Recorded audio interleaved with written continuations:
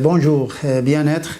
Et aujourd'hui, on va parler d'un vrai problème de santé qui est le déséquilibre hormonal chez la femme. Donc, ce déséquilibre hormonal, jusqu'à présent, on dit que les causes ne sont pas connues, mais les causes, on va vous les dire, on va vous les faire savoir.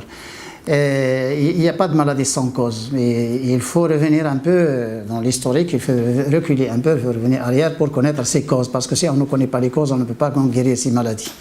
Et ce chamboulage hormonal, ce déséquilibre hormonal chez la femme, actuellement, c'est devenu une caractéristique donc, des pays développés. Donc, la seule solution actuellement utilisée, bien sûr, c'est la progestérone. Ce n'est pas la progestérone naturelle, mais c'est la progestogène. C'est une progestogène qu'on donne actuellement aux femmes, hein, c'est l'hydroxycholestérol. Et on donne des hormones pour régler les hormones. Ça, c'est quelque chose de très bizarre d'ailleurs. Donc, d'où ça vient d'abord? Il faut connaître les causes, mais pourquoi il n'y avait pas de chamboulage hormonal avant? Pourquoi on a ce problème actuellement? On a ce problème tout simplement parce qu'il y a un déséquilibre dans ce régime alimentaire, pas le régime alimentaire, mais aussi le mode de vie, parce que le cosmétique aussi, il intervient dans ce problème. Et on a déjà parlé donc des déséquilibres entre un régime mal équilibré ou déséquilibré, là où il n'y a pas de phytoestrogène, pas de fibres, il y a trop de gras saturés, de cholestérol. Donc ce régime, on a déjà parlé que parmi les choses qui apparaissent dans cette société moderne, donc qui a changé donc, son mode de vie, c'est-à-dire qui a annulé donc, le sang de blé, qui a annulé le maïs et l'orge, qui a annulé donc, beaucoup de choses qui sont sources de phytoestrogènes, comme les graines, comme le sésame, le lin, le nigella, la fenugrec, le cresson et tout ça. Il a annulé ça et puis même certaines choses là qu'on ramassait de la forêt.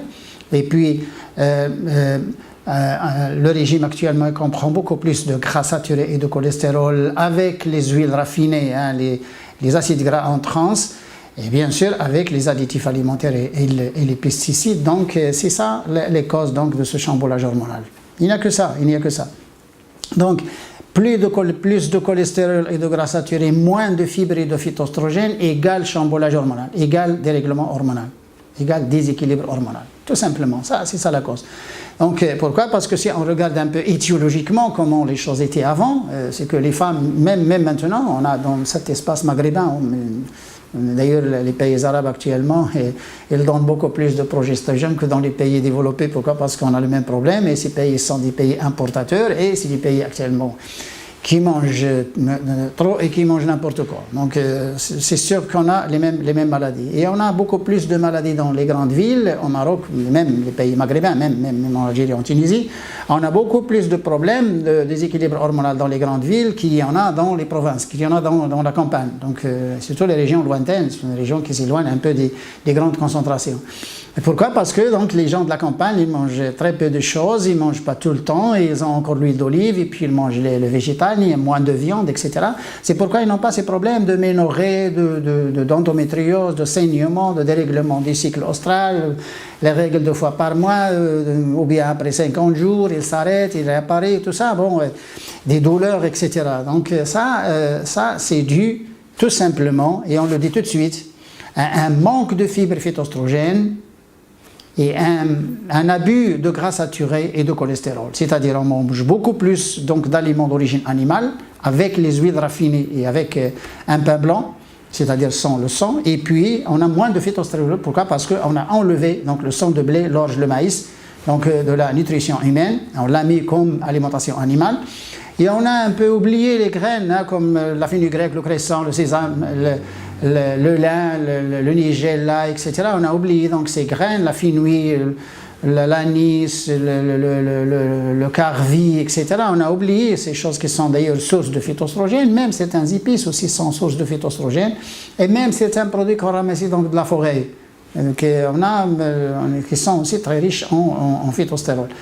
Et vous voyez, ce déséquilibre donc, a entraîné l'apparition de ce déséquilibre hormonal. La solution maintenant jusqu'à ce niveau, donc toutes les femmes qui ont ces problèmes, ils connaissent bien d'où ça vient, donc ils peuvent bien recorriger, peuvent bien revenir donc, à une nutrition saine, c'est-à-dire il faut qu'ils arrêtent tous les produits d'origine animale, je le dis 2 fois, il faut qu'ils arrêtent tous les produits d'origine animale sauf le poisson, et je vais dire pourquoi.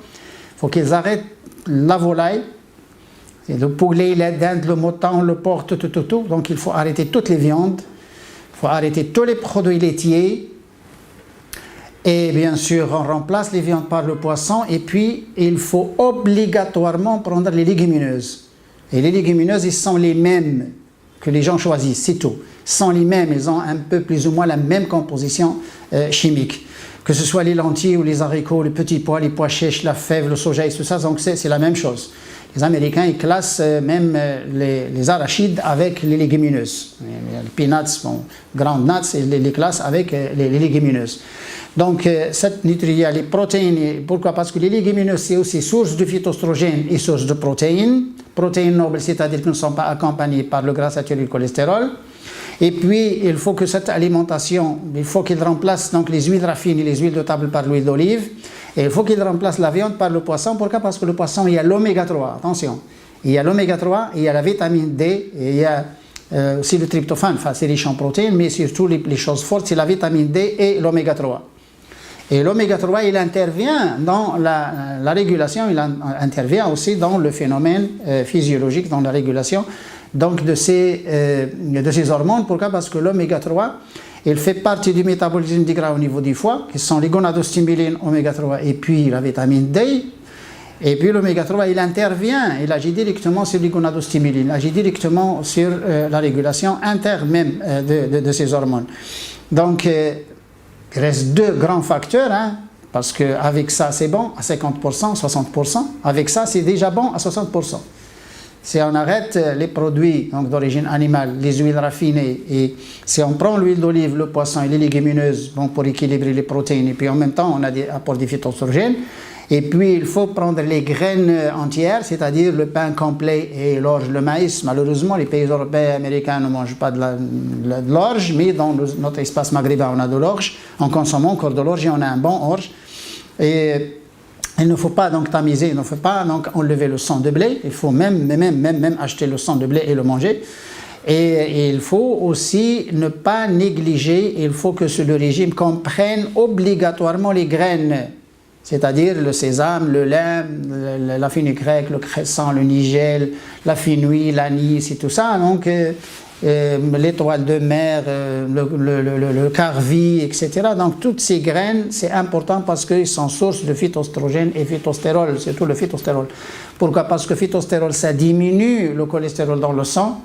Et phytoestrogène, c'est des régulateurs hormonaux qui se trouvent naturellement, qui se trouvent dans la nature. Donc les hormones de la nature, ce n'est pas les hormones synthétisées chimiquement. Et ce n'est pas les hormones xénobiotiques qui proviennent avec les aliments. Pourquoi? Parce qu'actuellement, on fait la production de la viande et de l'œuf et du lait même avec des hormones, ce qu'on appelle facteur de croissance. Bon, il faut appeler quand même les choses avec sa vraie appellation, donc facteur de croissance. Mais nous, on ne reconnaît pas cette appellation, facteur de croissance. C'est quoi facteur de croissance? C'est une hormone, parce qu'il a un effet anabolique, donc c'est une hormone, c'est tout. Et avec ça, donc, c'est une solution qui paraît facile. Attention, il paraît facile, parce que ça paraît banal, il y a des gens même, ils ne vont même pas croire. Mais les gens qui ont suivi ça, nous avons des milliers de cas que nous n'avons pas vus. Hein. Rien qu'avec le média, des milliers de cas qui se sont revenus à la nature. Et la femme, quand il a un déséquilibre hormonal, elle est sur le chemin d'un cancer du sein ou cancer du l'utérus ou de l'ovaire, c'est-à-dire les cancers hormonodépendants. Donc, quand il a, je le dis deux fois, quand il a un déséquilibre hormonal, il est sur le chemin d'un cancer hormonodépendant. Il faut qu'on soit bien précis. Okay. Et il faut qu'il règle ce problème avant qu'il ne soit trop tard. Et s'il continue avec la progestogène, avec la progestérone artificielle qu'on donne d'ailleurs aux femmes, il y a des femmes qui prennent ça comme des bonbons, c'est pas des bonbons, hein, c'est des bombes plutôt, c'est pas des bonbons. Et il faut qu'il quitte donc cette situation et qu'il revienne, mais avec ça, c'est à des régimes végétariens, poissons, et végétariens riches en protéines parce qu'il est légumineuse, donc qui ne craignent rien. Parce qu'il y a des femmes qui vont dire attention, le lait pour le calcium et puis on a les protéines, tout ça. Non, il y a autant de protéines dans le monde végétal qu'il y en a dans le monde animal. Les céréales des ails se trouvent à 10-12% de protéines. Quand on veut engraisser un taureau, on lui donne du maïs et de l'orge. On engraisse avec le maïs. D'ailleurs, vous voyez les tonnes de protéines là qui proviennent des céréales.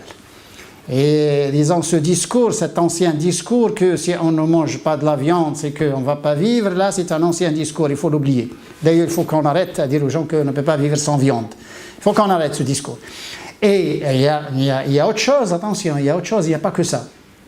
Il y a de régime végétarien, poisson, huile d'olive et tout ça. On arrête les huiles raffinées, on arrête toutes les viandes et les produits laitiers. Produits industriels, c'est obligatoire. Et puis moins de cosmétiques. Si on quitte le cosmétique, ça va être extraordinaire. Mais il reste deux grands facteurs. Sans ces deux facteurs-là, la méthode ne marche pas. Il faut le mouvement, du sport, hein, il faut faire un grand effort physique, soit des mouvements à la maison, soit il faut marcher, tout ça, et chaque jour. Donc il faut faire un effort, hein, un grand effort, il faut un mouvement, et il faut le jeûne. Le jeûne, la starvation, bon, il ne faut pas manger pendant une période, c'est tout. Hein. Il faut rester sans manger pendant 8 heures, 10 heures jusqu'à 12 heures, c'est bon. C'est bon, c'est pas la peine de jeûner. Bon, les gens qui veulent jeûner, c'est bon. Mais les gens qui ne veulent pas jeûner, déjà 8 heures de faim, c'est bon. Comme ça, le corps, quand même, il épuise parce que le jeûne, ça règle bien les hormones. Et puis, si jamais, surtout les musulmans, si jamais les gens qui veulent jeûner, il y a des gens qui ne sont pas musulmans qui jeûnent d'ailleurs actuellement. Lorsque les étudiants, il y avait des étudiants avec nous à l'université qui n'étaient pas musulmans et qui jeûnaient avec nous. Ils jeûnaient avec nous, ils ont trouvé ça extraordinaire. Donc, les gens qui veulent jeûner, les gens qui choisissent de jeûner, il ne faut pas qu'ils mangent le soir. Ce n'est pas parce qu'on jeûne que le soir on va remplir l'estomac jusqu'à la fin. Quand on jeûne, on mange très peu le soir. Un petit potage, les dattes, l'eau, etc. Un jus, un thé, etc. Mais le soir, il ne faut pas manger. Et surtout, il ne faut pas manger les produits trop forts. La sucrerie et les viandes. La sucrerie et le gras saturé. Donc d'ailleurs, le gras saturé, on l'a dit, mais surtout, il reste la sucrerie. Donc quand on jeûne, on ne mange pas le soir pour donner sens à ce jeûne. Si on jeûne et puis le soir on mange 4 fois la quantité qu'on aurait mangé si on ne jeûnait pas, là c'est faux. Là, ce n'est pas la bonne méthode. Donc un régime qui permet, donc un mode de vie qui permet de ce bien-être, c'est un bien-être parce que les femmes qui ont ce problème-là, ils n'ont pas un bien-être, mais ils peuvent bien faire ce bien-être rien qu'en suivant cette méthode, qu'en suivant ce plan, et c'est un plan extraordinaire. Si les gens qui veulent un peu acheter des compléments alimentaires, ou qui veulent aider, ou qui ont un peu d'argent, les gens qui ont un peu d'argent et qui peuvent se procurer certaines choses, qui peuvent payer certaines choses, qui sont d'ailleurs très chères, comme les pays européens, dans les pays américains, ils ont des capsules de propolis, ils ont aussi des ampoules de gelée royale, ils ont le pollen de l'abeille, ils ont le glutathion, ils ont le green barley, hein, l'orge sous forme de poudre, l'orge vert sous forme de poudre, ils ont le flocon d'avoine, ils ont beaucoup de choses là, des compléments qui sont de la nourriture. Hein. C'est pas des médicaments, c'est de la nourriture, c'est tout. Et ça, c'est très suffisant. C'est très suffisant d'ailleurs pour régler ce problème. Ça prend du temps. Ça prend du temps parce qu'une maladie qui s'est faite après 20 ans et 30 ans, ça ne se règle pas en 2 jours. Il faut du temps et il n'y a pas autre solution que ça. Et ça, c'est notre méthode. Il y a actuellement des gens qui disent n'importe quoi à gauche et à droite, mais nous, on part science. On arrête les produits d'origine animale parce qu'il y a du cholestérol et du gras saturé. Il y a aussi des hormones xénobiotiques dans les viandes, le lait et l'œuf. Et il y a des antibiotiques aussi dans ces aliments susceptibles. Hein, ils peuvent contenir des hormones, ils peuvent contenir des antibiotiques. On arrête ça pour ça. Donc on vous dit bien la raison pour laquelle on parle science, mais on ne parle pas comme ça, disons. Et puis on laisse le régime végétarien. Donc le régime végétarien, il est riche en fibres, en phytoestrogènes, phytostérol. Donc quand on arrête le cholestérol et on augmente les phytoestrogènes, donc ça va, hein, ça se règle, c'est automatique. Il n'y a pas de raison pour que ça ne se règle pas. Et puis quand on fait le mouvement et le jeûne, là on complète, ça c'est pour parfaire un peu cette méthode. Et c'est extraordinaire. Si les femmes ne mangent pas la nuit, ce serait mieux. Si on arrête le cosmétique, parce que dans le cosmétique, il y a beaucoup de molécules là qui gênent un peu le système endocrinien, comme les parabènes, comme les carragénins, comme les colorants, comme beaucoup de choses. D'ailleurs, les benzoates, les sorbates, les sulfates, les nitrates, fluor et tout ça, hein, le plastique, le bisphénol d'ailleurs, hein, ça c'est des entités d'ailleurs qui gênent un peu le système endocrinien et qui entrent aussi dans ce chamboulage hormonal. Donc je pense qu'avec cette méthode, c'est aussi simple que ça, et il faut quand même adhérer, il faut essayer, pourquoi pas, parce qu'il faut essayer, parce qu'on ne craint rien. Il n'y a pas de manque de protéines parce qu'on prend les légumineuses et le poisson, et l'huile d'olive à la place des huiles, il n'y a pas mieux. Bon, c'est un peu cher, c'est tout. Et puis, ce mensonge de calcium, le calcium il existe dans tous les aliments, il n'y a pas un aliment qui ne contient pas de calcium. Et puis le fer il existe dans le poisson, il existe dans les légumineuses, il existe dans les légumes, et surtout les fruits secs. Les fruits secs, les amandes, les noix, les dattes, les figues, les raisins secs et tout ça, mais pas les fruits séchés, pas les fruits séchés deux fois. Pas d'abricots séchés, pas de bananes séchées, pas de pommes séchées, pas de fruits séchés. Parce que les fruits séchés, on fait un blanchiment à l'anhydride sulfureux. On fait un blanchiment au soufre. Et là, ça peut aussi gêner, parce que les composés soufrés, c'est aussi des éléments qui gênent, des perturbateurs de système endocrinien. Et c'est suffisant comme méthode, disons, un mode, disons, et une méthode de bien-être, donc pour rééquilibrer donc ces hormones, surtout pour les jeunes femmes. Et c'est aussi bon pour les femmes qui s'approchent de la ménopause et qui se sentent un peu ce choc thermique. C'est aussi bon pour ces femmes-là, parce que ces femmes, il faut d'ailleurs qu'ils s'éloignent des viandes, parce qu'après, donc, ils ont des problèmes de ce choc thermique avant la ménopause, et puis après la ménopause, ils auront une ostéoporose, ils auront une perte de calcium, ils auront une descente de la vitamine D, ils auront des problèmes. Ils auront un vieillissement rapide après la ménopause. Donc, s'ils s'éloignent des sucres, parce que quand on enlève les viandes, les sucres, les produits industriels et tout ça, junk food, fast food et tout ça, on élimine déjà les perturbateurs, les antinutriments, on élimine déjà les additifs alimentaires, les additifs, il y en a beaucoup d'ailleurs. On élimine les produits de la cuisson, comme les acrylamides, les peroxydes, les mélanoïdes et tout ça. Et on élimine les métaux lourds qui peuvent contaminer ces aliments, parce qu'ils sont emballés dans le plastique ou dans l'aluminium. Et c'est bon, il n'y a pas mieux que ça. Hein. Donc, ce n'est pas à démontrer et ce n'est pas à prouver. Et d'ailleurs, nous sommes là pas pour vous convaincre, mais on est en train d'expliquer des choses scientifiquement pour aider les gens et c'est tout. Donc, jusqu'à un autre épisode, Inch'Allah. Au revoir.